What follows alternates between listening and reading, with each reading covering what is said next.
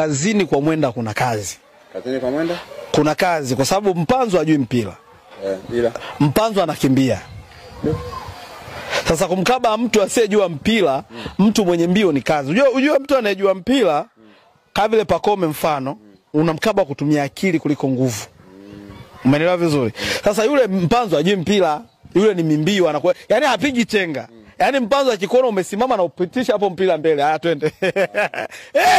Badili, yani anakufuata afa na utanguliza twende. Mbona anakusanya vijiji kabisa kule mabeki?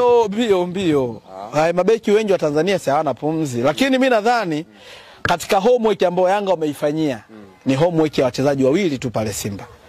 Kibu Dennis na huyu Eli Mpanzu. Kwa sababu ni wachezaji wenye madhara. Lakini pia mfumo wa Yanga ni mgumu, usimuone kama Mpanzu anatoboa. Kwa nini? Kwa sababu Mpanzu anataka kucheza eneo la wazi. Umeelewa? Yaani awe na beki mmoja amchukue au amtangulize akimbie. Lakini sasa Yanga hakuachia nafasi ya kucheza hivyo. Yanga wanapoenda kushambulia, maana Mpanzu unamuona kipindi ambapo timu pinzani imepoteza mpira. Yanga akienda kushambulia, namba 2 akipanda, namba 3 anabaki chini.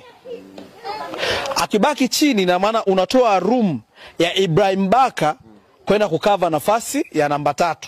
Alafu Dickson Job anakava nafasi ya Baka, alafu namba 2 anakava nafasi yake.